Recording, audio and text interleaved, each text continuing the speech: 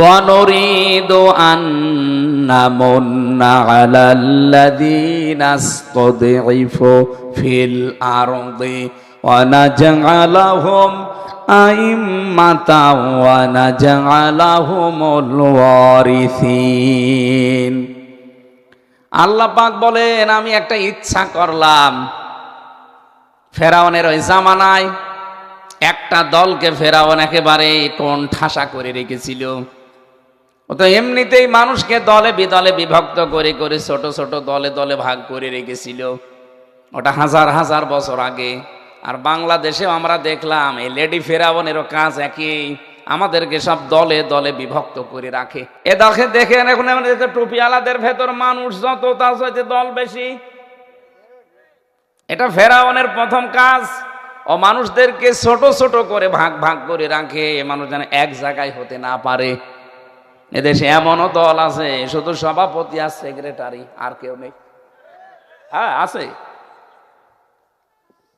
আপনি সারা দেশ খুঁজে দেখবেন, জেলা শহর পর্যন্ত যে দেখবেন শুধু সভাপতি আর সেক্রেটারি, তাও বাবা সভাপতি ছেলে সেক্রেটারি। আমি কি বেশি বললাম? এই হচ্ছে ওদের দল। এটা ফেরাউনের কৌশল। ও মানুষকে দলে দলে দলে দলে ভাগ ভাগ করে রাখে, মানুষ জানে এক জায়গায় হলে তো একটা শক্তি হয়ে যাবে। দ্বিতীয় নম্বরে ওই একটা দলকে টার্গেট নিয়েছিল, সেটা মুসা নবীর দল। ওই দলকেও কোণঠাসা করে অত্যাচার জুলুম নির্যাতন করে একেবারে কোণঠাসা করে রেখে দিয়েছিল। তারা কথা বলতে পারতো না। অথচ আল্লাহ বলেন, আমি একটা ইচ্ছা করলাম। ইচ্ছা করছে কে? অনুরিদু আন্না মুন্না। মুন্না মানে অনুগ্রহ করা। আমি আল্লাহ ইচ্ছা করলাম যে আমি একটা অনুগ্রহ করব, আমি দয়া করব। এই যেই দলটাকে ওরা জমিনের উপরে দুর্বল করে রেখেছে, আলাল্লাযীনা ইসতুদঈফু ফিল আরদি। আলা মানে উপরে, আল্লাযীনা মানে যারা, তুদঈফু মানে দুর্বল করে রাখা। জমিনের উপরে যাদেরকে ও দুর্বল করে রেখেছিল, আমি চাইলাম যে তাদের উপর একটু অনুগ্রহ করি। একেবারে বাংলা অর্থ বলে দিচ্ছি, মিলে যাচ্ছে না। হাজার হাজার বছর আগের কথা। আমি চাইলাম তাদেরকে নাজালাহুম, আমি আল্লাহ নিজে চাইলাম তাদেরকে আইম্মাতান, জমিনের ইমাম বানিয়ে দেব, নেতা বানাবো। অনাজালাহুমুল ওয়ারিসিন, জমিনের উত্তরাধিকারী আমি আল্লাহ তাদেরকে ওয়ারিস বানিয়ে দেব। এই আয়াতটা যদিও হাজার হাজার বছর আগের ঘটনা, ১৫০০ বছর আগে নাজিল হওয়া, কিন্তু এখনো আয়াতটা নেই। আরো আসতে বলেন। আবার বলছি, ইচ্ছা করছে কে? ফাআলুল লিমা ইউরিদ, আমি যা ইচ্ছা তাই করি। ইন্নামা আমরুহু ইযা আরাদা শাইআন আইয়াকুলা লাহু কুন ফায়াকুন। আমি যদি কোনো কাজের ইচ্ছা করি, শুধু কোন বলি, সঙ্গে সঙ্গে ফায়াকুন হয়ে যায়। এতক্ষণ কার ক্ষমতা বলছি বলেন তো? উনি ইচ্ছা করছেন, রদ করার কেউ আছে? বলেন। এটা ১০০ ভাগ বিশ্বাস করেন যে আল্লাহ ইচ্ছা করলে সেটা হবে? বলেন বলুন। আল্লাহ বলেন, আমি ইচ্ছা করলাম। ওই জামানায় ওই দুর্বল যে দলটা, কোণঠাসা যে দলটা হয়েছিল, তাদেরকে আমি জমিনের নেতা বানাবো, শাসন ক্ষমতা দিয়ে দেব। কেন দেব জানেন? অনুমাক্কিনা লাহুম ফিল আরদ, জমিনে তাদেরকে শাসন ক্ষমতায় বসাবো। অনুরিয়া, আমি দেখাতে চাই ফেরাউনা, ফেরাউনকে, ও হামানা, হামানকে, ও জুনুদাহুমা, এবং তার সৈন্যবাহিনীদেরকে, মিনহুম মা কানু ইয়াহজারুন, ওরা সবচাইতে বেশি ভয় যেই দলটাকে পেত, সেই দলকে আমি আল্লাহ ওদের শাসন ক্ষমতায় বসিয়ে ওদের দেখাবো। আমি তো আয়াতটা বাংলাদেশের সাথে মিলিয়ে যেটা দেখতে পাচ্ছি, এই ৫৪ বছর একটা দলকে যারা বিভিন্ন নাম দিয়ে, বিভিন্ন চেতনার নামে, আপনি চেতনার নাম দিতেন যে এরা ৭১-এ বিরোধিতা করেছে, আপনি সারা জীবন বিরোধিতা করছেন। তাও তো তাদের নামে মাত্র ৩৪ জনের লিস্ট, ১০,০০০ রাজাকারের লিস্ট বের করেছিল ১৯ সালে। কয় সালে? মাত্র 34 জন জামাত ইসলামের নাম পেয়েছি, তাও 11 জন মরে গেছে।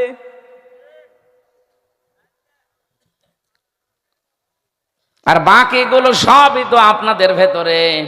বলেন আপনি কোন কারণে এই গালি, এই চেতনার নাম দিয়ে দাবিয়ে রাখতে চান? জনগণ এখন বুঝে ফেলেছে, এই জন্য এই জিনিস আর খায় না। যাদের ভেতরে 8,060 জন রাজাকার, যারা তালিকা করেছে তাদের ভেতরে 8,060 জন, আর বাকিগুলো অন্যান্য দলে বিভক্ত, যাদেরকে এই তকমা লাগিয়ে মানুষের কাছ থেকে এতদিন বিরত রেখেছিলেন কোণঠাসা করে। বলেন তো তাদের মাত্র 34, তার ভেতরে 11 জন মরে গেছে, 3 জন ছেলে আছে, 14 জন। বাকি কয়জন থাকে? তাও তো আপনাদের বানানো। যেহেতু এই মিথ্যা চেতনার নাম দিয়ে এখন আর কেউ খাচ্ছে না, আল্লাহ বলেন আমিও আল্লাহ ইচ্ছা করলাম এই দুর্বল দলটাকে একটা এই জমিনের ওপরে আমি আল্লাহ নেতা বানাবো। আল্লাহ ঠিক সারা দেশের দিকে তাকান, মানুষ এখন দলে দলে ইসলামে প্রবেশ করছে।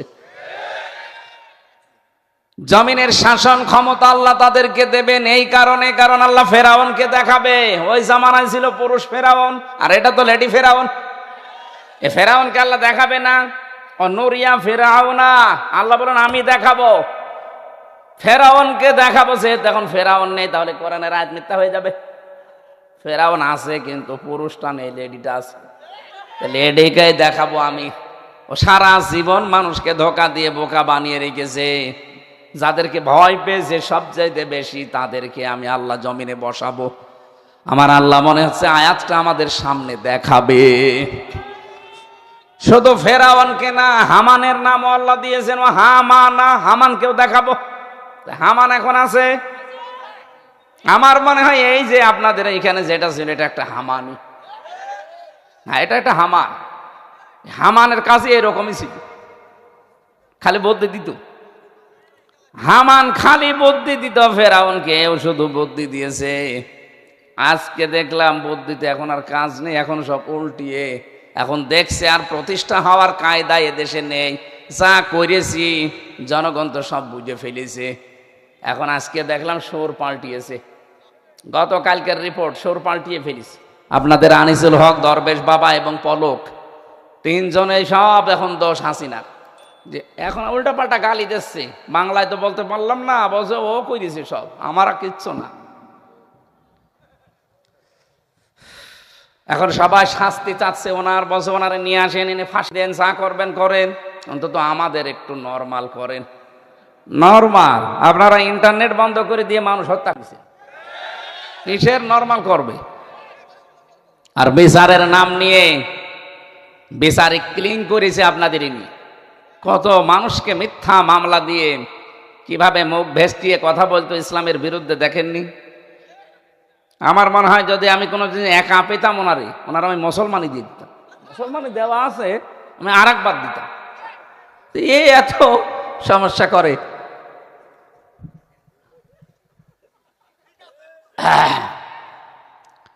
আমি যে কথাটা বলার জন্য পর্যন্ত এনেছিলাম, এই আয়াত 2টা আমি 100% বিশ্বাস করি, একেবারে 100%। এই জন্য আমার মনে হচ্ছে আল্লাহ যেটা দেখাচ্ছে 15 থেকে যদি 58 হয়ে যায়, আর কয়েকদিন যেতে দেন, ইসলামের সমাহান মর্যাদা আমরা যেভাবে তুলে ধরছি, এদেশের 100 জনের 100 জন মানুষই চাইবে যে কোরআন কায়েম হোক।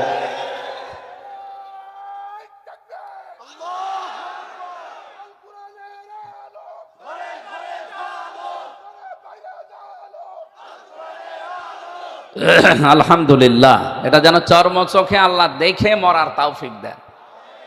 আপনি আশ্চর্য হয়ে যাবেন যদি কোরআন এদেশে কায়েম হয়ে যায় না। মনে করবেন একটা মিনি জান্নাতে আছে। এখনো তো পৃথিবীর কোনো দেশে 100% কোরআনের আইন কায়েম। আফগানিস্তানে আছে, এখনো 100% হয়নি, কিন্তু আন্তর্জাতিক কিছু নিয়ম নীতি আছে, আসবে। আল্লামা সাইদি রহমতুল্লাহ আলাইহি, লন্ডনে ওরা একজন জিজ্ঞাসা করেছে, আপনি কি মনে করেন যে পৃথিবীর কোন দেশে 100% ইসলাম সর্বপ্রথম কায়েম হবে? উনি বলেছিলেন বাংলাদেশে। 100% পূর্ণাঙ্গ কোরআনের রূপ আমরা বাংলাদেশে প্রথম দেখব পৃথিবীতে। যা তো ওনার একটা স্বপ্ন আল্লাহ মিথ্যা হতে দেয়নি। উনি বলেছিল যা যা সবই আল্লাহ দেখিয়েছে। বলেছিল জালেমরা ইঁদুরের গর্ত পাবে না, ঠিক পাচ্ছে না। বলেছিল এখান থেকে নাড়া দেওয়া হবে, দিল্লি গিয়ে পড়বে, তাই পুলিশ বলেছিল জালেমদের নাকের ডগার ওপরে পথ পথ করে কালেমার পতাকা উড়বে, সামনে আসতেছে ইনশাল্লাহ। 4 নাম্বার বলেছিল সর্বপ্রথম বাংলাদেশে কোরআনের 100% রাজ কায়েম হবে। আল্লাহ যেন এটা আমাদের চোখে দেখে মরার সুযোগ দেন। বড় আকাঙ্ক্ষা তামান্না।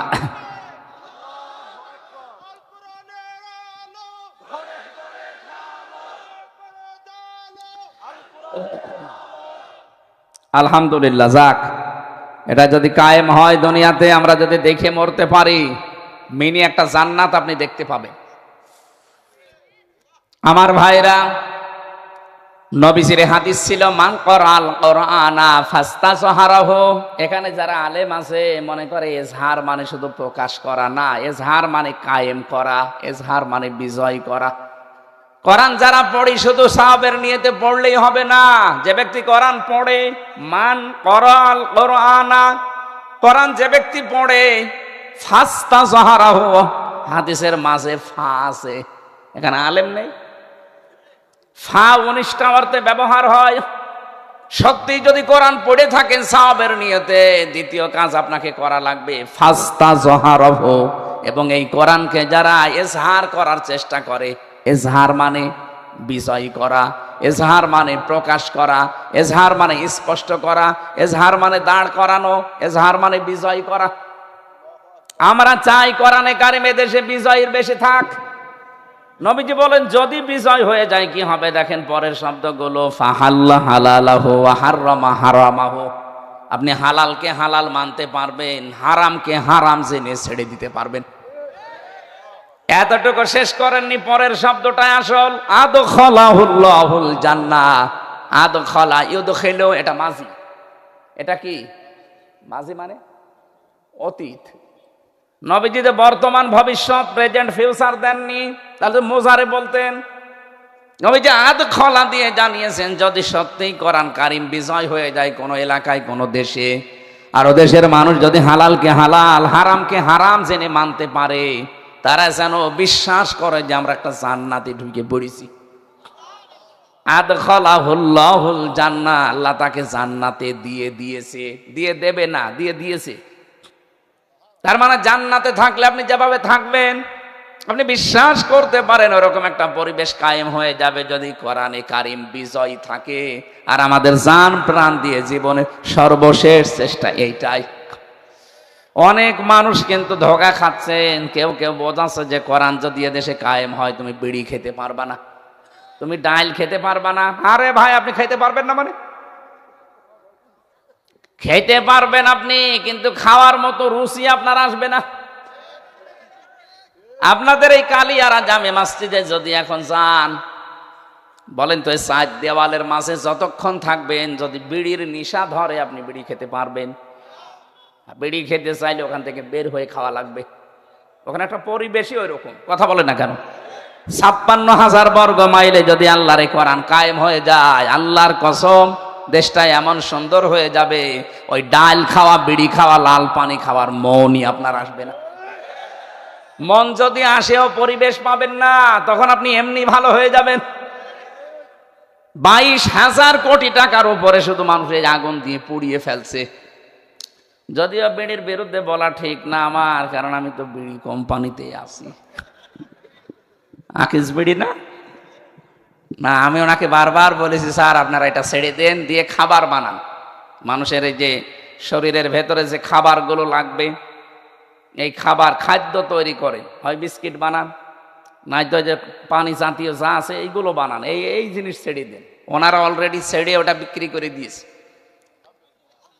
12,500 কোটি না কত টাকায় ওটা বিক্রি করে দিয়েছে আমেরিকা টোবাকো কোম্পানির কাছে।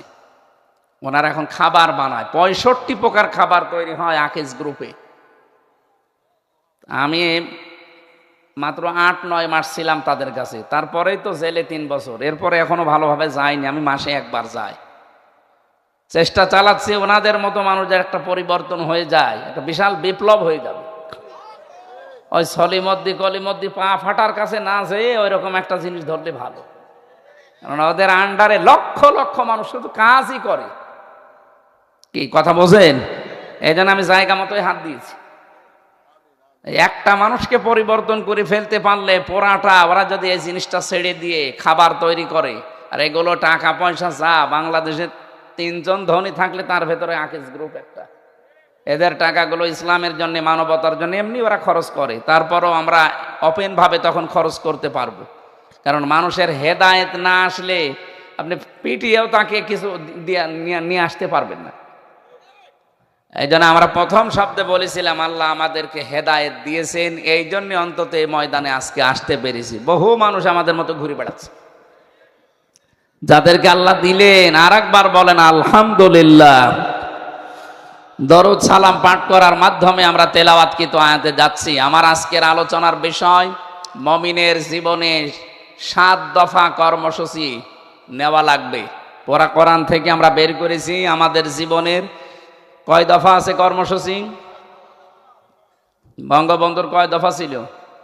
6 দফা। কয়টা? আল্লাহটা আর একটা বেশি। আমরা যারা মুমিন আমাদের দফা কয়টা? বৈষম্য বিরোধী ছাত্র আন্দোলনের দফা কয়টা ছিল? 9টা। আমরা মাঝামাঝি আছি, অন্তত 6কে আটক করে ফেলেছে।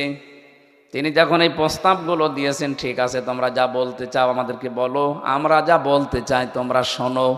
উভয় পক্ষের কথা শোনার পর একটা সন্ধি হবে, চুক্তি হবে। ওরা ওসমানকে আটক করে ঘোষণা দিয়ে দিয়েছে কতিলা ওসমান ইবনে আফফান, ওকে হত্যা করে ফেলেছি, এখনো মারে নাই। বিশ্বনবীর কাছে খবর আসার পরে নবীজি বললেন তারা হজে এসেছো, এহরামের কাপড় পরে এহরামের কাপড় খুলে ফেলো, সাধারণ কাপড় পরিধান করো। ব্রাহ্মণ বাড়িয়াবাসী চিন্তা করেন ফরজ হজ। নবীজি বললেন ছেড়ে দাও, পরে হজ আমরা করে নেব। রোজা ছিলেন সবাই, রোজার মাস, বললেন রোজা ভেঙে ফেলো, এখনই খাবার খেয়ে শরীরে শক্তি তৈরি করো। অথচ প্রায় আসরের সময় হয়ে গেছে। নবীজি ওই বাবলা গাছের নিচে নিজে হাত দিলেন। সাহাবীদের বললেন তোমরা একটার পর একটা হাত আমার উপরে রাখো। 1399 জন হাত রেখেছে বিভিন্ন কায়দায়। নবীজি নিজের বাম হাতটা উপরে তুলে বললেন এটা ওসমানের হাত, যেহেতু ওসমান এখানে নেই এই জন্য এই হাতটা আমি ওসমানের জন্য দিয়ে দিলাম। আমাদেরকে বায়াত গ্রহণ করাচ্ছেন। সাহাবী বলেন, যিনি বর্ণনা দিচ্ছেন তিনি বলেন ইবনে কাসিরে পাবেন। সাহাবী বলেন এই বাবলা গাছের নিচে আল্লাহর নবী মুহাম্মদ রাসূলুল্লাহ আমাদেরকে বায়াত গ্রহণ করাচ্ছে, শপথ বাক্য পাঠ করাচ্ছে।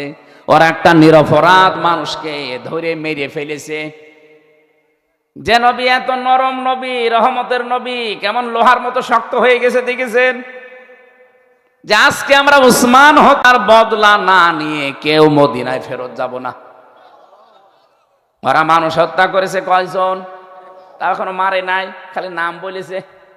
একটা মানুষকে ওরা হত্যার দাবি করেছে, ওদের আমরা কোনো ক্ষমা নেই। আজকে আমার সাথে হাতে হাত দিয়ে শপথ বাক্য পাঠ করো, আমি নবী তোমাদেরকে শপথ করাচ্ছি এই ওসমান হত্যার বদলা না নিয়ে কেউ আমরা মদিনায় যাব না।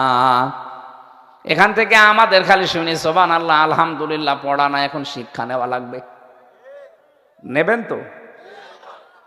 সূরা ফাতাহ 18 নম্বর আয়াত, বাড়িতে একটু তাফসীর সহ মিলাবেন। সঙ্গে সঙ্গে ওই জায়গায় কোরআনের আয়াতটা নাজিল করলেন আল্লাহ, লাকাদ রাদিয়াল্লাহু আনিল মুমিনিনা ইয ইউবাইউনাকা তাহতাশ শাজারাতি ফাআলিমা মা ফি কুলুবিহিম ফানজালাস সাকিনাতা আলাইহিম ওয়া আসাবাহুম ফাতহান করিবা। এবার একটা একটা করে বলছি মিলান।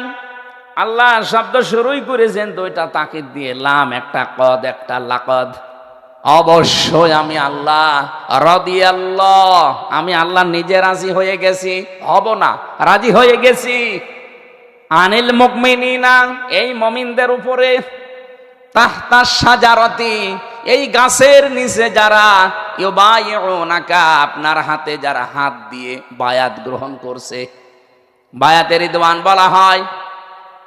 আমি আল্লাহ এই বায়াতের উপরে, এই শপথের উপরে এত বেশি খুশি হয়ে গেছি, কারণ আমি দেখতে পাচ্ছি ফালিমা মা ফি কুলুবিহিম, ওরা যে কথাগুলো আপনার হাতে হাত দিয়ে বলছে এগুলো ওদের মনের কথা, লোক দেখানোর জন্য না, ওরা মন থেকে বলছে। ফানসালাস সাকিনাতা আলাইহিম, আমি আল্লাহ প্রশান্তি নাযিল করলাম তাদের উপরে। ওয়া আসাবাহুম ফাতাহান করিবা, তাদেরকে আমি একটা সুনিশ্চিত এবং নিকটবর্তী বিজয়ের সুসংবাদ দিলাম।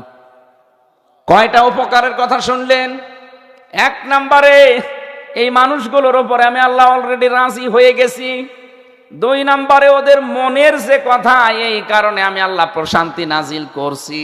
তিন নম্বরে, ওদেরকে একটা সুনিশ্চিত এবং নিকটবর্তী বিজয়ের সুসংবাদ দিচ্ছি।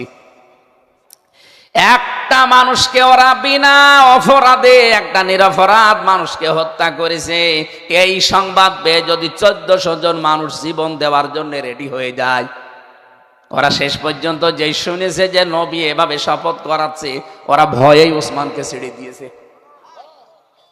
আজ 15.5 বছরে একজন দুইজন না, কত নিরপরাধ মানুষকে এরা বিচারের নাম নিয়ে হত্যা করলো বলেন? কথা বলছেন? বিচারের নাম নিয়ে প্রহসন করে কতগুলো মানুষকে এরা হত্যা করলো, কত মানুষকে গুম করলো, কত মানুষকে খুন করেছে, কত মানুষকে আয়না ঘরে নিয়ে শেষ করে দিয়েছে। আমিও 10 দিন যেখানে ছিলাম, আমারে মাঝে মাঝে বলতো, এই যে পানির নালা দেখেন, আমরা মানুষকে কারেন্ট শট দিয়ে মেরে ফেলি, এরপরে এখান থেকে ভাসিয়ে দেয়, মাছের খাবার হয়ে যায়। আমি নিজে দেখেছি ওই জায়গাগুলো মাটির নিচে সব। তার মানে বহু মানুষকে ওরা ওই জায়গায় মাছের খাবার বানিয়েছে। আর মাছ কি, রাতের বেলা দেখতাম এত বড় বড় মাছ, মানুষ খেয়ে ফেলবে। কারেন্টের শর্ট দেওয়ার পরে মানুষ যখন গলে যায়, তখন ওই নালা দিয়ে ওই কারেন্টের ভেতরে দিয়ে দেয়, মাছে খেয়ে কয়েকদিন পরে বলবে যে আর খবর নেই। আর কিছু মানুষকে যদি ক্রস ফায়ারের নাটক করে মারতে চায়, দেখতাম রাত 2টা 1টার সময় আসে 4-5 জন মুখ বান্দা, কি আপনারা কারা, চলো। কোথায় জানি না, সঙ্গে সঙ্গে চোখ বেঁধে ফেলে, হাত পেছনে বেঁধে গাড়ির ভেতরে তুলে নিয়ে কালো গ্লাস চারিদিকে লাগিয়ে দেয়, তাড়াতাড়ি করে গাড়ি টান। 4-5 জন নিয়ে যে কোথায় যাচ্ছে, সারা রাত ঘোরায়, শুধু ঘোরায় ঘোরায়। হঠাৎ রাত 3টা-4টা বাজে, কোথায়, গাজীপুরের জঙ্গলে, টাঙ্গাইলের ওই মধুপুর জঙ্গলে, আনারস বাগানে, ওখানে নিয়ে বলবে যা ছেড়ে দিলাম, যেই দৌড় দেবেন পেছন থেকে গুলি করে বলবে ক্রস ফায়ারে মরে গেছে। এইটা ছিল দেশে, আমি নিজে দেখেছি। আমার সামনে কত মানুষকে ওরা নিয়ে গেছে, নিখোঁজ আর পাওয়া যায়নি। মাঝে মাঝে জিজ্ঞাসা করতাম, ভাই আপনি কয় বছর আছেন? ও নিজের নামও ভুলে গেছে, জানে না। কেউ 2 বছর, 5 বছর, 7 বছর, আমি 14 বছরের লোকও পেয়েছি। তাও তো আমি তো মিনিটাই ছিলাম, আর বিগটা তো আরো বড়, যেটা আর্মিরা চালে তো DCFI, ওটা আরো বড়, আর আমি তো ছোটটাই ছিলাম। জিজ্ঞাসা করলেও নিজের নাম বলতে পারে না, খালি তাকিয়ে থাকে, কারণ ওর নাম তো কেউ ডাকে না। 5 বছর, 7 বছর, 8 বছর একটা মানুষ পড়ে আছে, এদিকে 3.5 হাত, এদিকে 1.5 হাত, একটা জিন্দা কবর। সকালবেলা কয়টা ছোলা দিয়েছে, তো পচা ছোলা। দুপুর বেলা 1 মুঠ ভাত দিত, তা মনে হচ্ছে কেউ মাখিয়ে দিয়েছে, আবার পায়ের সাথে চেন লাগানো। এই যে শুয়ে থাকা শাটফাট হয়ে, এটা যে কত বড় নিয়ামত আমি এখন টের পাচ্ছি। একটা মানুষকে আজ 8 বছর কেউ ডাকে না, এটা কোন বছর কোন সাল চলছে সে জানে না, এটা যে কি বার তাও সে জানে না, কোন মাস চলছে তাও জানে না, এখন যে কয়টা বাজে ও রাত না দিন ও তাও জানে না, কারণ মাটির নিচে সবই সমান।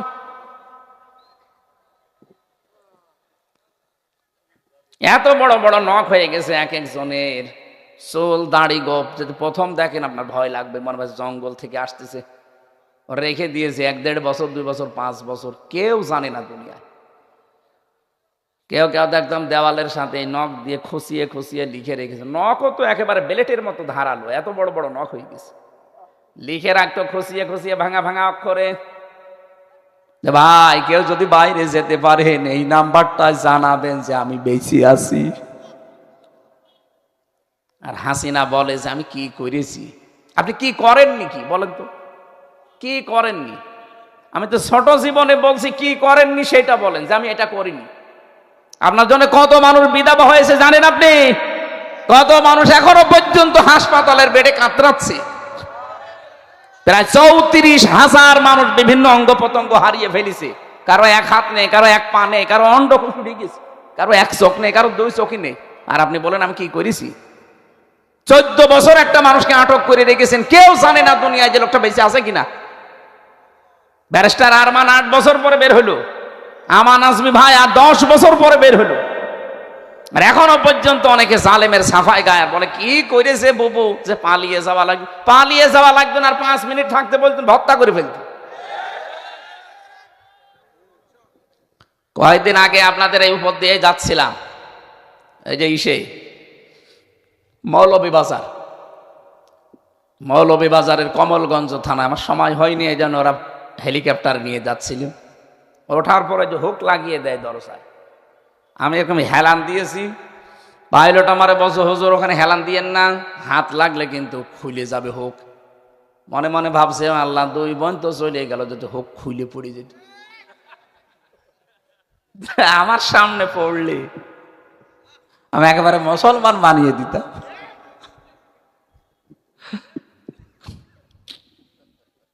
হাদিদ এই শব্দের কথা আমি বলছিলাম এই কারণে, নবীজি এরকম নরম মানুষ, রাহমাতাল লিল আলামিন, সে কি শক্ত হয়ে গেছে। একটা নিরপরাধ মানুষ ওরা মেরে ফেলবে, মানে দরকার 1400 জন মানুষ জীবন দেব, মদিনায় যাব না, ওদের প্রতিশোধ নিয়ে বাড়ি যাব। আমার ভাইরা, সে হাদিদ থেকে আমাদেরকে শক্ত হওয়ার আহ্বান জানিয়ে প্রত্যেকটা অন্যায়ের বিরুদ্ধে নিরপরাধ মানুষদের পক্ষে দাঁড়ানোর আশা নিয়ে আশাবাদ ব্যক্ত করে আমরা আরম্ভ করছি 28 নম্বর আয়াতের তাফসীর। ইয়া আইয়ুহাল্লাযীনা আমানু, ওহে যারা ঈমানের দাবি করো, ইত্তাকুল্লাহ, আমি আল্লাহকে ভয় করো। পৃথিবীর যত অন্যায় কাজ আছে, কোন মানুষ যদি অন্যায় কাজগুলো ছেড়ে দিতে চায়, মাস্ট বি তার ভেতরে আল্লাহর ভয় লাগবেই। এর প্রায় 9টা উপকার আছে দুনিয়ায়। আমি তাফসিরের ভেতর থেকে বলছি, খলিফাতুল মুসলিমিন হযরত ওমর, তার জামানায় একটা যুবক 5 ওয়াক্ত মসজিদে নামাজে আছে, মসজিদে নববীতে নামাজের পরে যে আচরণগুলো আছে হযরত ওমর খেয়াল করেন। কিন্তু নামাজ পড়ে বাড়িতে যাবার সময় একটা মেয়ে লোক তার চেহারার দিকে তাকিয়ে শয়তানের ধোঁকায় পড়ে তার দিকে আকৃষ্ট হয়ে শুধু পেছনে পেছনে ছুটতে থাকে। পেছনে পেছনে ছুটতে ছুটতে একদিন উল্টা করে এই যুবক ওই মেয়েটার পেছনে লেগেছে। যেতে যেতে একেবারে বাড়ির সামনে যাওয়ার পরে কোরআনে কারিমের আয়াত তার একটা মনে পড়েছে, ফাওয়াসাওয়াসালাহুমা শাইতানু লিয়ুবদিয়া লাহুমা মা বুরিয়া আনহুমা মিন সাওআতিহিমা ওয়া ক্বালা মা নাহাকুমা রাব্বুকুমা আন হাদিহিশ শাজারাতি ইল্লা আন তাকুনা মালাকাইনি আও তাকুনা মিনাল খালিদিন। এই আয়াতটা মনে হওয়ার সঙ্গে সঙ্গে ওখান থেকে ফিরে এসেছে। বাড়িতে আসার পরে নিজের বাড়ির দরজায় হঠাৎ করে পড়ে অজ্ঞান হয়ে গেছে। লোকজন তাকে মাথায় পানি দিয়ে বাতাস দিয়ে যখন হোশ ফিরিয়েছে, তার বাবাকে খবর দিয়েছে। ডাক দিয়ে বলে, কি তুমি এরকম সেন্সলেস হয়ে গেলে কেন? পুরা ঘটনা শুনিয়েছে যে আমাকে বারবার ডিস্টার্ব করতো, আমি আজকে উল্টা করে ডিস্টার্ব করতে গেছি। যে তার বাড়ির সামনে যাওয়ার পরে একটা আয়াত আমার মনে এসেছে। আয়াতের বাংলা হচ্ছে, হযরতে আদম এবং হাওয়াকে জান্নাতের ভেতরে শয়তান একটা ধোঁকা দিয়েছিল। ধোঁকা দিয়ে ওই গন্ধম গাছের ফল খাওয়ানোর মাধ্যমে কিছু কিছু কথা ওই জায়গায় আছে। যে ফল যদি খেতে পারো হয় ফেরেশতা হয়ে যাবা অথবা একেবারে চিরস্থায়ী জান্নাতে থাকতে পারবা। অকসামাহুমা ইন্নী লাকুমা লামিনান নাসিহিন, আল্লাহর কসম আমি তোমাদের হিতাকাঙ্ক্ষী। এই কথাগুলো আমার মনে মনে আসছিল। আল্লাহ রাব্বুল আলামিনের এই আয়াতগুলো আমি আদম আলাইহিস সালাম আমাদের আদি পিতার তার জীবনের সাথে মিলাচ্ছিলাম। হঠাৎ করে আমি কখন সেন্সলেস হয়ে গেছে আমি বুঝতে পারি নাই। এ কথা বলার পরেই তিনি আবার পড়ে গেলেন। লোকজন যে ধরাধরি করে দেখে যুবক আর নেই, মারা গেছে।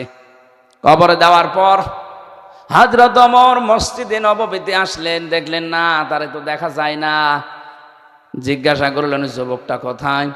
লোকজন বলে হে রাসূল, খলিফাতুল মুসলিমিন উনি এইভাবে মারা গেছে, আমাকে খবর দিতে পারতেন, আপনি ব্যস্ত ছিলেন এই জন্য আপনাকে বলি নাই। ঠিক আছে আমার নিয়ে চলো কবরে। যেখানে কবর দিয়েছে ওখানে নিয়ে গেলেন। হযরত ওমর কবরের সামনে দাঁড়িয়ে বললেন, হে যুবক, তোমার ভেতরে যে অ্যাক্টিভিটিস আমি দেখেছি, আল্লাহর ভয় তোমার ভেতরে যতটুকু আমি বেশি পরীক্ষা করি আমি দেখেছি, হ্যাঁ ঠিক আছো তুমি।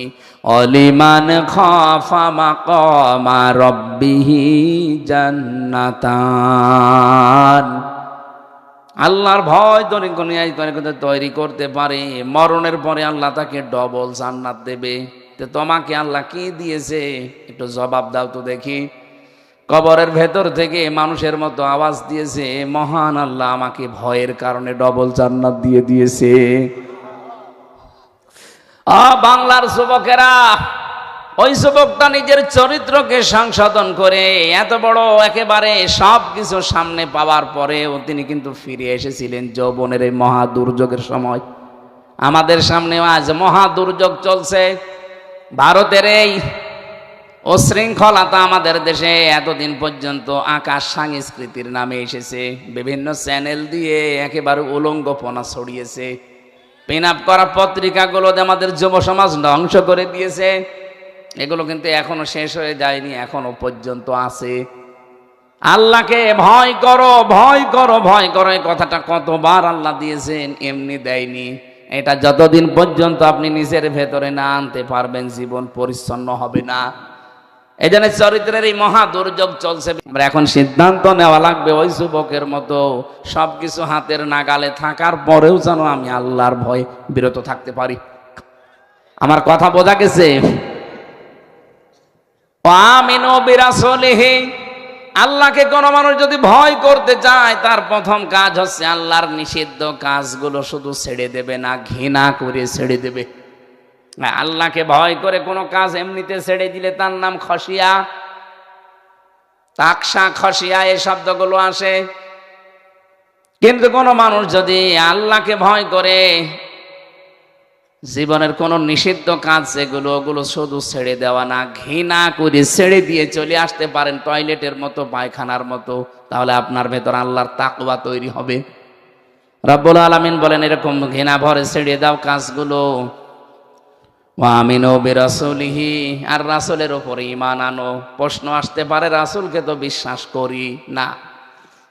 বিশ্বনবীকে বিশ্বাস করার অর্থ হচ্ছে এই পৃথিবীর ময়দানে তার যে 23 বছরের জীবনদিগি ওইটা আমাদের সামনে রেখে বাস্তবায়নের কাজ চালানো।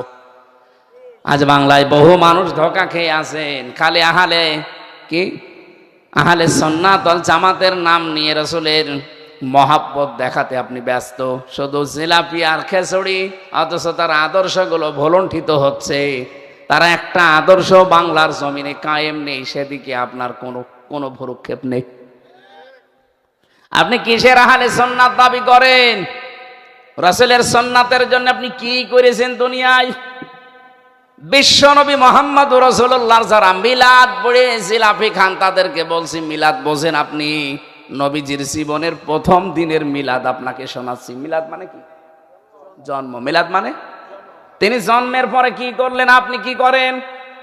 হযরতে খাদিজাতুল কুবরা বলেন, সিরাত ইবনে হিশাম থেকে বলছি, হযরতে হালিমাতুস সাদিয়া বলেন তাকে আমি তুলে নিলাম বুকে, ডান স্তন দিলাম তিনি পান করলেন, বাম স্তন দিলাম তিনি মুখ বের করে নিলেন। একবার দুইবার না, 3 বার দিয়েছি, 3 বারই মুখ বের করে নিলেন। আমাকে যেন চোখের ইশারা দিয়ে বোঝাতে চায়, মা হালিমা জোর করেন কেন? ডান স্তন এটা আমার অধিকার ছিল, আমি পান করেছি। বাম স্তন এটা আমার অধিকার না, এটা আমার দুধ ভাই আব্দুল্লাহর অধিকার। আমি জানি আপনার একটা ছেলে আছে দুনিয়ায়, আমি তো ভাইয়ের হক নষ্ট করার জন্য আসি না, এসেছি ভাইয়ের হক ফিরিয়ে দেওয়ার জন্যে। আরে ব্রাহ্মণবাড়িয়া, কুমিল্লার সুন্নি দাবিদার এগুলো কিসের মিলাদ পড়েন? এইটা মিলাদ। নবীজির জীবনের প্রথম দিনই তো এই ঘটনা। তিনি ভাইয়ের হক নষ্ট করার জন্য আসে না, ভাইয়ের হক ফিরিয়ে দেওয়ার জন্য এসেছেন। আর আপনি কোন ভাইয়ের হক নষ্ট পালন করেন আর হক নষ্ট করেন? পৃথিবীতে একজন মুসলমানের উপরে আর একজন মুসলমানের হক কয়টা? আরো জোরে। প্রথম নাম্বারে সালাম দেওয়া। দেখলেই আপনি তো সালামও দিতে চান না, খালি নিজের দলীয় যারা সুন্নি কারা তাদেরকে সালাম দেবেন।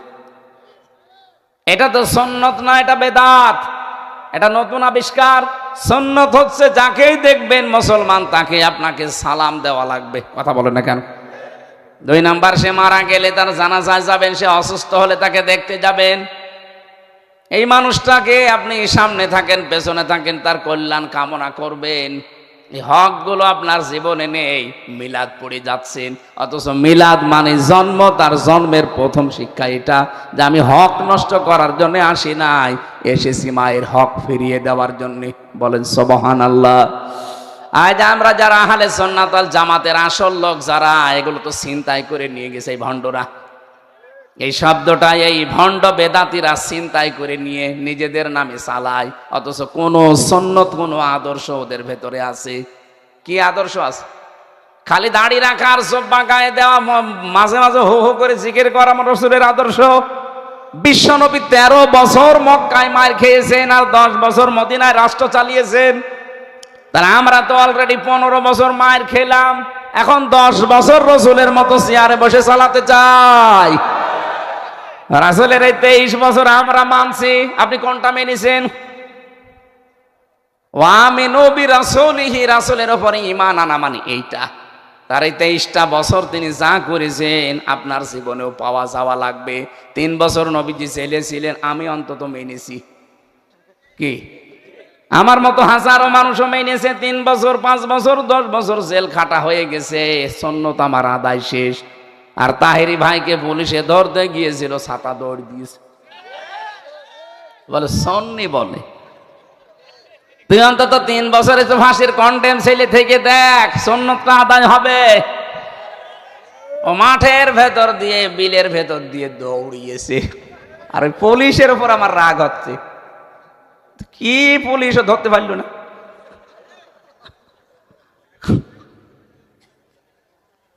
পুলিশ মনে হয় আগে থেকেই কিছু খেয়েছিল, না তো ধরতে পারবে না কেন? জব্বা গায়ে দিয়ে তো সেরকম দৌড়ানো যায় না।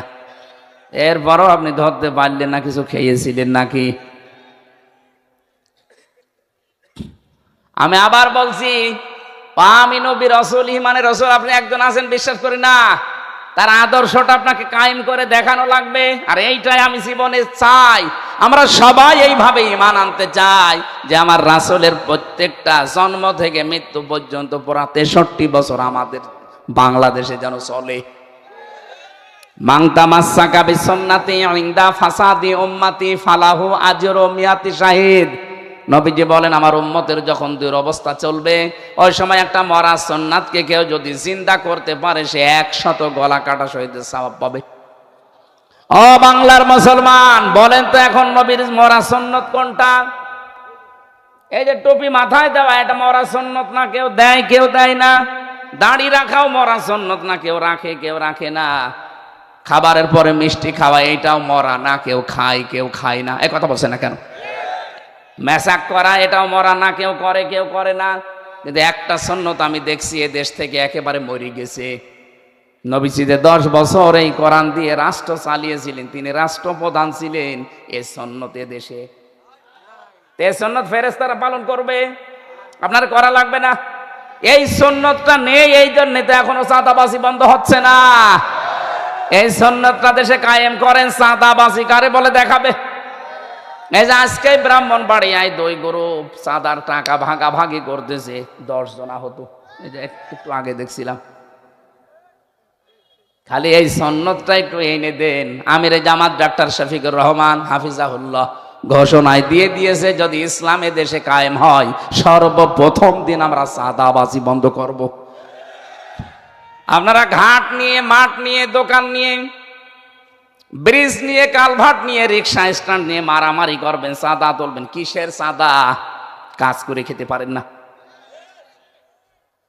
চাঁদা না তুলে আমার মনে হয় ভিক্ষা করা আপনার জন্য ভালো। ভিক্ষা করলে হয়তো তো গোনা হবে, সমর্থ থাকার পরও ভিক্ষা করলে গোনা হয়, কিন্তু চাঁদা তুললে দুইটা গোনা হবে। একটা হচ্ছে জুলুমের গোনা, আর একটা চাঁদার গোনা। ডাক্তার শফিকুর রহমান হাফিজাহুল্লাহর এই কথাকে অনেকে বিশ্বাস করে আজ ঝুঁকতেছে, এই জন্য অনেকের মাথা খারাপ হয়ে গেছে যে হচ্ছে এটা কি, আমাদের কি সবই বন্ধ হয়ে যাবে? আরে ভাই, আপনাকে দুনিয়ায় সব কি করবেন? 15 বছর থাকলো, কি হইল? এখন তো আছে সে কবরের মতো জায়গায়। আর যদিও সে 14টা সুটকেস নিয়ে গেছে, হ্যাঁ নিয়ে গেছে, 14টা সুটকেস নিয়ে গেছে। আমার দেশ পত্রিকার রিপোর্ট দেয়নি যে যাবার সময় খালি পাইলটকে বলেছে বাক্সগুলো উঠেছে, বলে হ্যাঁ চলো। কারো সাথে কথা বলেনি, কারো সাথে একটা কথা আর বলেনি, খালি সুটকেস গুলো উঠেছে, উঠেছে চলো। আপনার এত দরকার সুটকেস, একটু কাওয়া কাকুকেও বলে যেতে পারলেন না যে কাওয়া চলে যাচ্ছি, দোয়া করু। আমার সাথেও বললেন না যে হামজা 3 বছর জেল খাটালাম, চলে গেলাম, দোয়া করু, তাও বললেন না। ও সময় পায়নি, কারণ 5 মিনিট সময় পাইনি। একটা যে বক্তব্য লেখবে জাতির উদ্দেশ্যে, সে সময়ও মানুষ দেয়নি। 14টা সুটকেস নিয়ে এখন বসে বসে খাচ্ছেন। আর আপনার এই সমস্ত মায়ের সন্তানগুলো কি হবে এখন? এখন তো গর্তও পাচ্ছে না, মুখ বের করলে ধরা খাচ্ছে। কারো ফাঁদে পা দিয়ে, উস্কানিতে ফা দিয়ে চাঁদাবাজির পথে যাবেন না। গোয়েন্দাদের খবর রাখেন। আমি বড় বড় গোয়েন্দা বাংলাদেশে যারা আছে খবর রাখছি, তারা কিন্তু নখ দর্পণে রেখেছে এই দেশটা একেবারে হাতের মুঠায়। কোথায় কে কি করছে, এই যে নারায়ণগঞ্জে বন্দরে কয়েকদিন আগে চাঁদাবাজি করতে যে ধরা খেয়েছে, গাইবান্ধায় এক জজের কাছে 50 লাখ টাকা চাঁদা দাবি করিস, তারে আজকে ধরেছে। আপনি কি শুরু করেছেন? সব কিন্তু ওনাদের নখ দর্পণ দেখতে আছে দেশটা আসলে কারা ভালোবাসে। এতদিন যাদের নামে ট্যাগ দিয়ে উল্টা পাল্টা বদনাম দিয়েছেন, তারা এখন বুঝতে পারছে বাংলার মানুষ যে এরা আসলে এই 5 তারিখের পর থেকে তাদের একটা চাঁদাবাজির কোনো মামলা নেই। মানুষ কিন্তু বুঝে ফেলেছে সব, এখন আর 5 তারিখের আগে নেই, চশমা খুলে গেছে, এখন খালি চোখে দেখা যাচ্ছে। এই জন্য সবাই সতর্ক থাকবেন, আপনার কারণে যেন একটা দল নষ্ট হয়ে না যায়। বারবার ওখান থেকে ভিডিও বার্তা পাঠাচ্ছে, দেখছেন না যে কি শুরু করেছেন আপনারা? দেশটা ডোবাবেন, আপনি টের পাচ্ছেন না বাস্তবতা। আমি এই যে রিমান্ডে থেকে এগুলো দেখেছি, ওদের হাতে সব। আমি এখান থেকে বাড়ি যাব কুষ্টিয়া পর্যন্ত, এটা একটা আশ্চর্য। ওই সময় তো ভাবি নাই, এখন জানছি যেটা আশ্চর্য। যে যা করছেন সেখানেই করছেন, সব কিন্তু ওরা দেখতে পাচ্ছে ওদের জায়গায় বসে বসে। এত উন্নত এখন, এই জন্য সাবধান ভাই। আর কার জন্য কি করবেন আমি তো বুঝে পাই না। কি করবেন কি না, 10 বছর 20 বছর থাকলেন, তারপর তো মাটির নিচে যাওয়া লাগবে। কি করবেন ওই সময়? আপনার কাছে ফেরেশতারা যে বাটাম পড়া দেবে। এই জন্য রাসূলের আদর্শ এখন মরা সুন্নত। এটা 10 বছর নবী চালিয়েছেন রাষ্ট্র, 1 বছরও বাংলাদেশ চলে না। আর আপনি ইয়া নবী এটা নিয়ে আসেন। আপনার সালাম নেওয়ার জন্য নবীজি বসে আছে, আপনি বাস্তবে তার আদর্শটা ঠিক করেন। মিলাদের প্রথম ঘটনা বললাম, মিলাদি আপনি মানেন না। উনি মানুষের অধিকার নষ্ট করার জন্য না, অধিকার ফিরিয়ে দেওয়ার জন্য এসেছেন। তা আপনি কোন অধিকারে 15.5 বছরে নষ্ট হইল কত মানুষের? কোন অধিকার ফিরিয়ে দিয়েছেন বলেন? আপনাকে কোনো জায়গায় পাওয়া যায় না, খালি সুন্নি নাম নিয়ে মিষ্টি খান। আর দরবারগুলোর মাধ্যমে হাজার হাজার টাকা মানুষের পকেট কাটতেছেন। এগুলো সব ভণ্ডামি। এই প্রতারণা জাতির সাথে করছে, এদেরকে আপনার রুখে দেবেন। আল্লাহ বলেন যদি ঈমান আনতে পারো ইউতিকুম, আল্লাহ বলেন এইটার দ্বারা আমি হেদায়েত করি। ভালো করে কোরআন একটু বুঝে বুঝে পড়েন, ওদের ওই সুন্নি মুন্নি সব ভণ্ডামি আপনি ধরে ফেলতে পারবেন। ওরা নবীকে নূরের তৈরি বলে আর একটা দল বানাতে চায়। কিসের দল? কলিন্নামা আনা বাশারুম মিসলুকুম, আমি তোমাদের মতো মানুষ। মানুষ বানিয়েছে আল্লাহ মাটি দিয়ে। কি কথা বলেন না কেন? সব কিছু কোরআনের কাছে আছে, হাদিসের কাছে আছে, এখানে আসে না। ওর বাবা কি বলেছে ওইটা নিয়ে ওলা পায়। হ্যাঁ, নবী আমাদের মতো মানুষ, কিন্তু ইউহা ইলাইয়া, ওনার প্রতি ওহী আসে, আমাদের প্রতি আসে না। এই এতটুকু পার্থক্য। তাছাড়া নবী নূরের তৈরি বলে আপনি কি বোঝাবেন? এই যে আলো, এই আলোর ভেতরে, নূরের ভেতরে দুইটা জিনিস আছে, নেগেটিভ পজিটিভ। এ কথা বলছেন এখন। আর মাটির ভেতরে আছে কমপক্ষে 13টা উপাদান। 2 বেশি না 13 বেশি? সংখ্যার দিক থেকে বললেও তো নবীজি মাটির তৈরি বললে তার সম্মান বাড়ে। আর আপনি আন্দাজে এক নাম দিয়ে আলাদা একটা দল খুলেছে, আমরা নবী নূরের তৈরি মানি, এই জন্য আমরা আলাদা। দাঁত মুখ খুলে ফেলা দরকার শয়তান। 9 নাম্বার আয়াত যেটা পড়লাম, 12 নাম্বার আয়াত সূরা মায়েদা, বাড়িতে ভালো করে মিলাবেন, বাড়িতে ওই ভ্রান্ত ধারণা থেকে বেরিয়ে আসবেন। অবশ্যই আল্লাহর পক্ষ থেকে তোমাদের কাছে স্পষ্ট কিতাব নূর এসেছে। স্পষ্ট কিতাব ওটা, ওই নূর ওটা। এই যে এই শব্দটা, এই যে আল্লাকুম, তোমাদেরকে আল্লাহ দিয়েছেন নূরন, একটা নূর, তামশুনা বিহি, যার দ্বারা তোমরা চলাফেরা করতে পারো। এই কিতাবের, এই নূরের নাম হচ্ছে আল্লাহর কিতাব। কোরআনে কারিমের 55টা নাম আছে, তার একটা নাম নূর। নাম কি বলেন? বলেন। কিতাবুন আনজালনাহু ইলাইকা মিনাজ যুলুমাতি ইলান নূর। আল্লাহ পাক বলেন, আমি এই কিতাব নাজিল করেছি এই জন্য অন্ধকারের পথ থেকে বের করে তোমাদেরকে আলোর দিকে নিয়ে আসবে। এজন্য আহ্বান জানাচ্ছি, এর কাছে আসেন, আপনি সব সমস্যার সমাধান পেয়ে যাবেন। মানুষ আপনাকে আর বিভ্রান্ত করতে পারবে না। পড়া কোরআন শরীফটা আজকের এই দিন থেকে আগামী বছর যদি আবার এখানে আসি, আমি কসবায় আসবো আগামী বছর ইনশাল্লাহ। কসবা ওই যে থানার পাশে, ওখানে যদি আসি আগামী বছর এই দিনে, আপনার এই শ্রোতা যারা এসেছেন, জিজ্ঞাসা করবো পড়া কোরআন শরীফটা অন্তত মাতৃভাষায় বাংলায় একবার শেষ করেছেন কিনা। যদি কেউ হাত না তুলতে পারেন, এই জেলায় আমার কিন্তু আশা বন্ধ হয়ে যাবে। আমি এত কষ্ট করবো আর আপনারা কিছুই করবেন না। জেলে আমার প্রায় 73 বার, 73 না 75 বার শেষ হয়ে গেছে পড়াটা। কোরআন শরীফ আল্লাহ আমার কাছে আয়না বানিয়ে দিয়েছেন, আর আপনি একবারও জীবনে পড়বেন না, সেই শিরিক আর বেদাত তো আপনারে ধরবে। ইয়াহদি বিহিল্লাহ, এইটার দ্বারাই আমি হেদায়েত করি। এটা মানে কোরআনের দ্বারা, কারণ কোরআনে কারিমকে আল্লাহ ক্ষমতা দিয়েছেন মানুষকে হেদায়েত দেওয়ার। মানিত্তাবা, তোমরা এটার অনুসরণ করো। কে বলছেন? কেন এখানে রসুলের নাম আল্লাহ সরাসরি বলতে পারতেন না যে উনি যে নূর, এই যে মোহাম্মদের নাম দিয়ে দিলাম। তাফসীর একটু ভালো করে পড়েন, এই গ্রামের এই নিয়ম নীতিগুলো দেখবেন আপনার কাছে স্পষ্ট হয়ে যাবে। ওয়াগফির লাকুম, তিনি তোমাদেরকে মাফ করে দিতে চান। আল্লাহু গফুরুর রহিম, আল্লাহ 2টা নাম এখানে নিয়েছেন, গফুর আর রহিম। কোরআনে কারিমে রব্বুল আলামিন জানিয়েছেন, আকালুল হামদুলিল্লাহিল্লাযী হাদানা লিহাযা ওয়া মা কুন্না লিনাহতাদিয়া লাউলা আন হাদানাল্লাহ লাকাদ জাআত রুসুল রাব্বিনা বিল হক, ইলা আখির আয়াত। সূরা আরাফের 43 নম্বর আয়াতের মাঝে আছে, আল্লাহ বলেন, আমি প্রশংসা আদায় করো। এই কারণে তারা বলে যে আমরা প্রশংসা আদায় করছি ওই আল্লাহর, যিনি আমাদেরকে হেদায়েত দিয়েছেন। তিনি যদি আমাদের পথ না দেখাতেন তাহলে আমরা পথ পেতাম না। এই যে পথ পাওয়া, আমার তেলাওয়াতকৃত আয়াতে এরকম কিছু কথা আসবে আজকে, যেটা এখনকার জন্য খুব দরকার। আমরা চেষ্টা চালাবো তাফসীর আকারে কথা বলার ইনশাআল্লাহ। সঠিক পথ পাওয়া এটা আল্লাহর পক্ষ থেকে সবচাইতে বড় নিয়ামত, যিনি আমাদেরকে পথ অন্তত দেখিয়েছেন, যদিও আমরা এখনো সঠিক পথ অনেকে পাইনি। জাহান্নামে যে লাজার স্তরের নাম শুনি আমরা, আমার আজকে দুপুরবেলা আলোচনা ছিল ব্রাহ্মণবাড়িয়া নবীনগর, ওই জায়গাতে আমি জাহান্নামে লাজায় যাওয়ার যে কারণগুলো আল্লাহ কোরআনে দিয়েছেন কিছুটা হলেও বলেছিলাম। লাজা একটা নিকৃষ্ট জায়গা, জাহান্নামের যে স্তরগুলো আল্লাহ বানিয়েছেন তার ভেতরে ওইটা একটা নাম। হোতামা নাম আছে, হাবিয়া নাম আছে,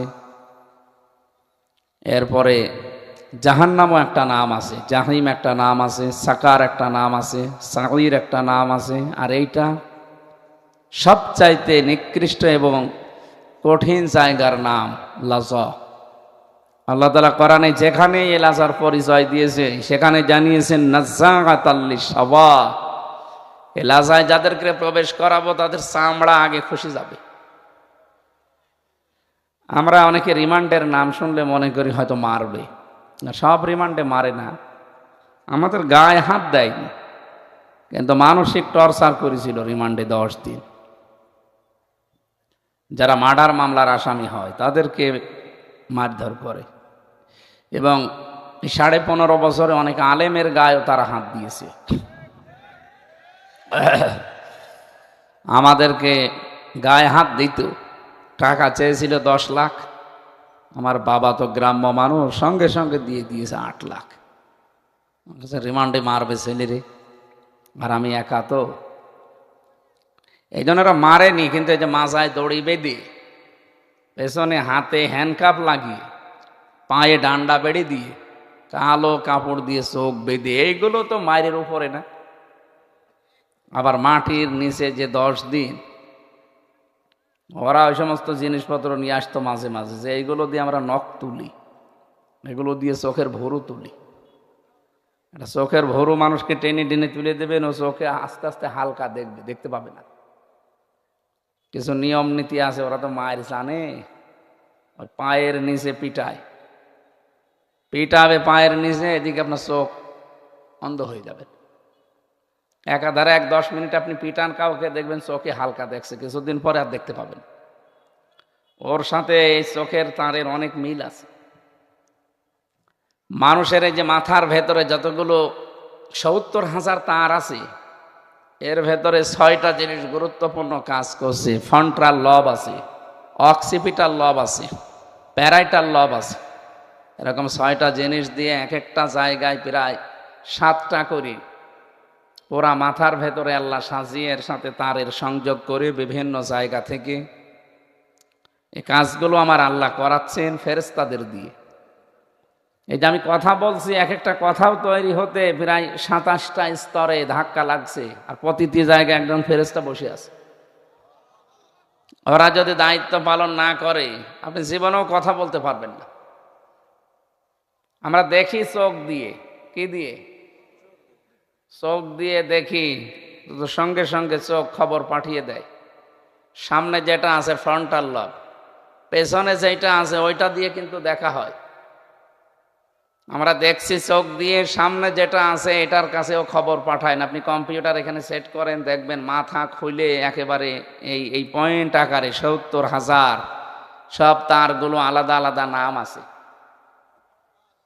আপনি যখন সাপ দেখলেন, সাপ সঙ্গে সঙ্গে সামনে এখানে যে 7টা কাজ করছে এখানে দেবে না, পেছনে যেটা আছে প্যারাইটাল লব আছে, পেছনে ওর কাছে দিয়ে দেবে। ও ওখান থেকে সিদ্ধান্ত দেবে তাড়াতাড়ি লাঠি হাতে নে অথবা পেছনে দৌড় দিয়ে। এটা আপনাকে বলে দিয়েছে আপনার বাবা। কে? এই যে মাথার ভেতরে যেগুলো সেট করা আছে এরা। মহান রব্বুল ইজ্জাত ওয়াল জালাল আমাদেরকে যে কথা বলার শক্তি দিচ্ছেন, রিমান্ডে ওই মানুষগুলো আমার মনে হয় আগের থেকে লেখাপড়া করে, আগের থেকে ট্রেনিং নেয় যে কোন জায়গায় কি অত্যাচার করলে এ কথা বের করবে।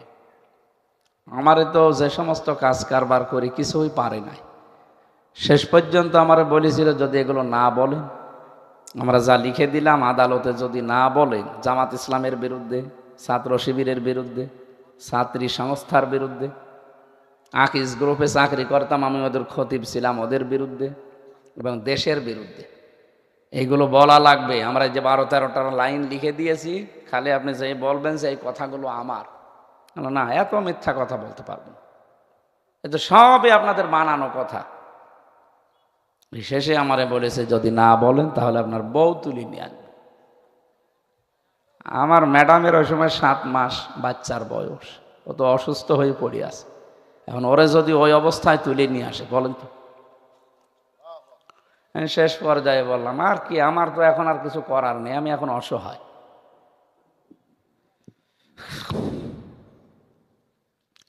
নিয়ে গেল ধোকাবাজি করে যে ম্যাজিস্ট্রেট, এই শয়তান আমারে বলছে আপনি যখন সই করেন আপনার কোনো অসুবিধা নেই, কয়েকদিন পরে আপনি মুক্তি পেয়ে যাবেন। আপনার নিচে আপনার বাবা মা আপনার স্ত্রী সন্তান এসেছে, ওরা সব কান্নাকাটি করছে, আপনি তাড়াতাড়ি করেন। শয়তান যে ধোকাবাজি করেছে আমি ওই সময় বুঝি না, আর 164 তখন জানতাম না। ধোকা দিয়ে বোকা বানিয়ে আমার এই সই করে নিল, পড়তেও দিল না, বলছে আপনার পড়া লাগবে না, কি পড়বেন, সব ভালো ভালো কথা লেখা আছে। সই করে দিয়ে চলে গেলাম। পরে শুনলাম যে ও এমন এমন কথা লিখেছে যেগুলো মনে হয় ফাঁদে দেওয়ার কথা। শেষ পর্যায়ে আর কি, এই যে 3টা বছর কেটে গেল, ওর ভেতরে একদিন দেখি ওই ম্যাজিস্ট্রেট ঘুরে বেড়াচ্ছে। কি আপনি এখানে? বলছে আমার বউ মামলা দিয়েছে। আরে তোর বউরই মামলা দেওয়া দরকার, শয়তান, তুই ধোকাবাজি করলি আমার সাথে। বলছে আমার তো কিছু করার না, আমার উপর থেকে যা বলে দেয় আমি তাই করি। এই ছিল বিচার ব্যবস্থা দেশের। আর আপনাদের এখানকার কৃতি সন্তান, এই কৃতি সন্তান ছিল এই দায়িত্বে। ও বলতো নাকি যে ন্যায় বিচার চলছে দেশে। কিসের ন্যায় বিচার? আমি তো নিজে ভিকটিম, আমি নিজে দেখেছি কোনো ন্যায় বিচার নেই। পুরাটা ওদের বানানো বিচার, নিজেদের বিচার ব্যবস্থা বানানো, নিজেদের ট্রাইব্যুনাল নিজেরা সাজিয়ে নিয়েছে, আবার নিজেরাই বিচারপতি নিজেদের। আমার যে 2 জন ম্যাজিস্ট্রেট আমি পেয়েছি, একেবারে আমার মনে হয় একেবারে খোদ, আর বললাম না, মানে একেবারে ওরা মনে হয় নবীকে মানে না, ওদের নবী হচ্ছে আল্লাহর ওলি। এত কড়াকড়ি। এদের একজনের বাড়ি কিশোরগঞ্জে আর একটার বাড়ি খুলনা। এই 2 জনের মাধ্যমে যে জুলুম অত্যাচারের মাধ্যমে আল্লাহ আমাকে এই 3টা বছর পার করালে, আলহামদুলিল্লাহ ধৈর্য ধরেছিলাম। আল্লাহ যেন আমার এই সওয়াবটা নষ্ট করে না দেন। আমি কথা বলতে চাচ্ছিলাম যে এই যে লাজা একটা জাহান্নামের স্তর, এখানে দিলে আগে চামড়া খসে যাবে। ওদেরও চামড়া তোলার জিনিস আছে, বিশেষ করে নখ তুলে, নখের আশপাশে যে চামড়া থাকে চামড়া তুলে নেওয়ার ওদের কাছে জিনিসপত্র আছে, কিন্তু ওইগুলো হাতে লাগানো লাগে, টান দেওয়া লাগে, এরপরে ওঠে। অথচ আল্লাহ বলেন লাজায় আমি যাদেরকে দেব, দেওয়ার সঙ্গে আগে চামড়া উঠে যাবে। আপনি বলেন তো, একটা মানুষ একটা ঘরে প্রবেশ করলো আর বের হইলো সুরা চামড়া উঠে গেছে, কি হয়েছে ঘরের ভেতর? এই ঘরের নাম লাজা। তাদমান আদবারা ওয়া তাওয়াল্লা, এদেরকে ডাকবে কাদেরকে জানো? যাদেরকে সত্যের পথে দুনিয়ায় ডাকা হতো, কিন্তু তারা শোনার পরে অ্যাবাউট টার্ন করে অন্যদিকে চলে যেত। এই প্রকার মানুষ বাংলাদেশে বেশি না?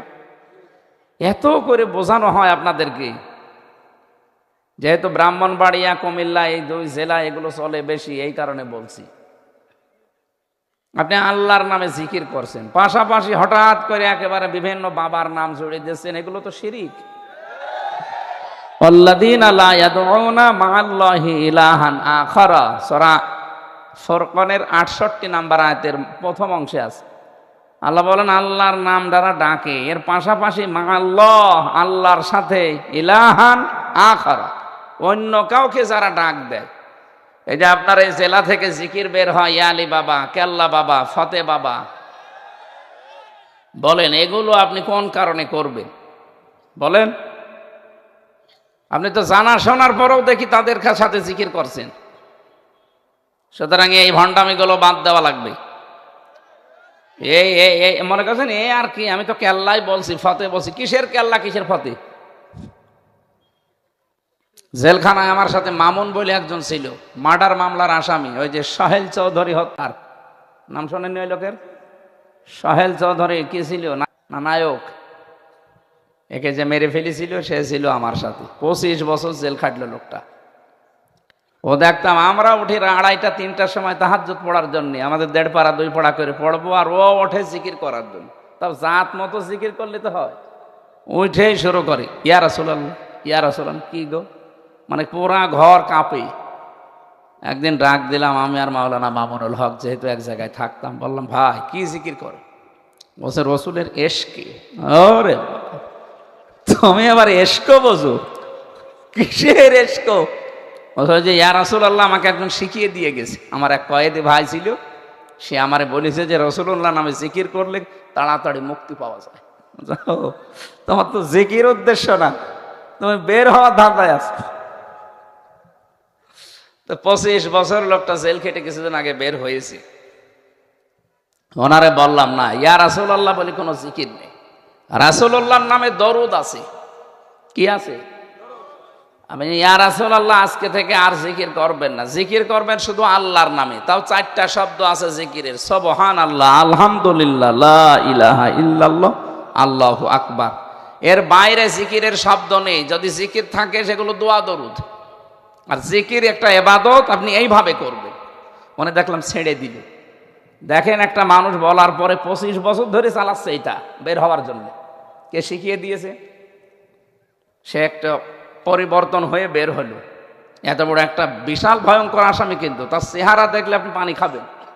কারণ 25 বছর তো কোনো কাজ নেই, খালি বসে বসে খেয়েছি। ও ভেতরে তাতে কি, বাইরে ওর কিন্তু মাল কামাই হতো। বাইরে ওর আল্লাহর ওলিরা সব ঠিক করা আছে, এখান থেকে সব পাঠিয়ে দিত। তো এই লোকের যে সেরকম ষাঁড়ের মতো লম্বা, এইরকম মোটা চেহারা দেখলে আমার ভয় লাগতো মাঝে মাঝে। তো একে পরিবর্তন করার জন্য শুধু একদিন ওয়াজ করেছিলাম, ও পাল্টিয়ে গেছে। আর আপনাদেরকে আমরা এই আয়াত দিয়ে একেবারে গলিয়ে খাওয়া যে আল্লাহর সাথে অন্য কাউকে ডাকবেন না। ওরা নাই, ওদের ব্যবসা করার জন্য ডাকে। ওদের কাজ নেই, কাম নেই, কি করবে? একটা দরবার ধরে রেখেছে কিছু মানুষকে জাহান্নামে নেওয়ার জন্য। ওরা জাহান্নামে যায়, যাক, ওদের সাথে আপনি যাবেন? সত্যি কথা বলছি। আয়াতের পরের শব্দ 69 নাম্বার আয়াত। কারা আলেম থাকলে জিজ্ঞাসা করেন। ইদাফ লাহুল আযাব ইয়াউমাল কিয়ামা। আল্লাহ বলেন এইরকম আল্লাহর নামের সাথে অন্য কারো নাম জুড়ে যারা জিকির করে তাদের শাস্তি হবে ডবল। কয়টা? আর আমার আজকের তেলাওয়াত কিন্তু আয়াতে আছে, ইউতিকিম কিফলাইনি মির রাহমাতিহি, দ্বিগুণ সওয়াব আল্লাহ আপনাদেরকে দেবেন। এই আয়াতটা যদি মানতে পারি আমরা, তাহলে প্রথমটা হচ্ছে আল্লাহর সাথে অন্য কাউকে যদি কেউ জিকির করেন তার শাস্তি হবে কয়টা? না না, আপনি হচ্ছে না, জোরে বলেন কয়টা? সুতরাং ওদের সাথে এরকম বানানো কোনো জিকির করে আপনি জাহান্নামে যে ডবল শাস্তি পেতে চান? আল্লাহ আমাদের এখনই যেন বাঁচি, এক্ষণে আমরা বাঁচতে চাই। সাহাবা একরামের চরিত্র ছিল সামি'না ওয়া আতা'না, শুনলাম মেনে নিলাম। কিন্তু আমরা উল্টা পাল্টা, আমরা শুনি সামি'না ওয়া আসাইনা, শুনলাম কিন্তু মানতে পারলাম না। আপনি যদি মানতে না পারেন তাহলে কোরআন হাদিস নিয়ে বসেন। আমি যা বলছি একটা কথাও বাইরে যাবে না। আমি তো দেখেছি বড় বড় স্কলাররাও বলছে ওরা সব বানানো জিকির বানিয়েছে ইসলামটা ধ্বংস করার জন্য। নাম নিয়েছে সুন্নি। কিসের সুন্নি? ওরা বেদাতি। ইসলামের যত নিয়ম, নতুন নতুন নিয়ম পাবেন সব ওদের ভেতরে। মাজার নিয়ে পড়ে আছে, কবর নিয়ে পড়ে আছে। লা তাত্তাখিদুল কুবুর মাসাজিদা, কবরকে সেজদার জায়গা বানিও না। অথচ বেশিরভাগ মাজারের দিকে তাকান যে মানুষ সেজদায় পড়ে আছে। শুধু সেজদা দিলে তো হয়? নারী পুরুষ এক জায়গায় জেনা পর্যন্ত করে। আপনার বিশ্বাস হচ্ছে না? চলেন লালনের মাজারে কুষ্টিয়ায়, গাঁজা পর্যন্ত খায়। বাংলাদেশের একটাই নিরাপদ জায়গা যেখানে পুলিশ পাহারা দিয়ে গাঁজা খাওয়া, ওই মাজারে। কি আল্লাহর ওলির মাজার যে সেখানে গাঁজা খাওয়া হয়, আবার পুলিশ পাহারা দিয়ে বসে খা। আমরা আছি, কোনো অসুবিধা নেই। সারা বাংলাদেশ মিলে আপনি যেই কয় মন গাঁজা না পাবেন, লালনের মাজারে তার চাইতে বেশি গাঁজা পাওয়া যাবে। যেখানে এরকম জেনা ব্যভিচার হয়, যেখানে মানে ধর্মের নাম নিয়ে অধর্ম পালন করা হয়, আপনি এইরকম জায়গায় যাবেন কোন কারণে? এতটুকু তো আল্লাহ শেষ করে দেয়নি, পরের শব্দ তো বড় কঠিন। ইয়াখলুদ ফীহি মুহানা, তাদেরকে আল্লাহ অপমান করে জাহান্নামে ফেলবে, তাও স্থায়ীভাবে, কোনোদিন আর বের করবে না। সুতরাং এদের সাথে বানানো জিকিরে আর নিজেরা কোনোদিন শামিল হবেন? কেউ করলে মানুষকে বোঝান যে এটা ভাই ইসলাম না। ওগুলো দরবার ঠিক রাখার জন্য ওরা বানিয়েছে। আগেকার আল্লাহর ওলির দরবার যেগুলো আমরা জানি, সেখানে মানুষ গেলে কোরআন শরীফ তুলে দিত, যে এই কোরআন পড়েন, হাদিস পড়েন, আপনারা আল্লাহকে পেয়ে যাবেন। আর এখন একটা দরবার দেখান তো সেখানে গেলে কোরআন তুলে দেয় না, নেই।